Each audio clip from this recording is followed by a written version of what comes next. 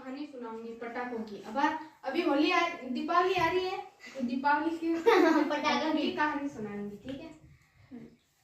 मध्य अवकाश का समय था, 2 दिन बाद दीपावली थी। अमन, मोहित और हर्ष तीनों मित्र मैदान में बैठे दीपावली पर विभिन्न प्रकार के पटाखे खरीदने की योजनाएं बना रहे थे।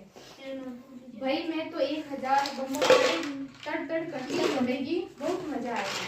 मैं तो 5 दर्जन बम, फुलझड़ियां और छतरी वाले रॉकेट लाऊंगा। मैं भी ढेर सारे रॉकेट और अनार बम लाऊंगा। इन तीनों की बातें विज्ञान की अध्यापिका मध्य अवकाश के बाद आई बच्चों खड़े होकर अभिवादन किया। अध्यापिका पूज्य वायु प्रदूषण से संबंधित एक चार्ट पेपर के पास बोली, बच्चों 2 दिन के बाद दीपावली है, क्या आप पटाखे खरीद लिए?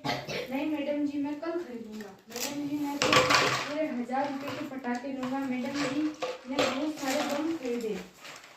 अच्छा, तो पटाखे सभी को पसंद है, लेकिन क्या आप जानते हैं कि पटाखे कैसे बनते हैं?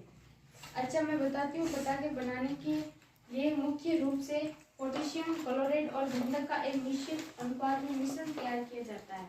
इस मिश्रण को कागज के बेलनाकार आकृति की नली के अंदर भर दिया जाता है। जब पटाखे को जलाया जाता है तो इस मिश्रण के जलने से अत्यधिक गैस निकलती है। इससे पटाखे के अंदर बहुत अधिक दबाव पैदा हो जाता है और वे बहुत तेज धमाके के साथ फट जाती है।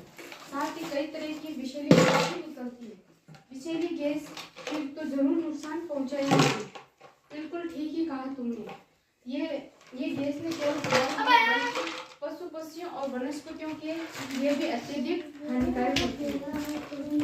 बच्चों, ये चित्र देखो। प्रकृति में हमारे बचाव के लिए पृथ्वी पर एक छाता ताना हुआ है जिसे हम ओजोन परत कहते हैं। ओजोन परत सूर्य की पराबैंगनी किरणों को पृथ्वी पर आने से रोकती है। फैक्ट्रियां, वाहनों और पटाखों आदि से निकलने वाली जहरीली धुएं ओजोन की इस परत को नुकसान रहा है। इसी कारण इसे छाते से बड़े बड़े छेद हो गए। ये तो हम मालूम ही नहीं था।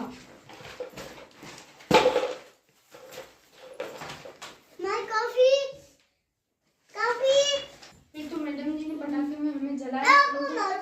यदि फैक्ट्रियां, वाहनों और पटाखों का धुआं इसी तरह निकल रहा है तो मालूम ही क्या होगा। इस धुएं के कारण ओजोन परत में पड़ चुके छेद और भी खुल जाएंगे।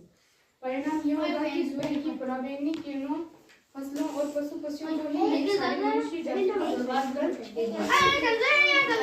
ये तो हम लोगों को क्या होगा?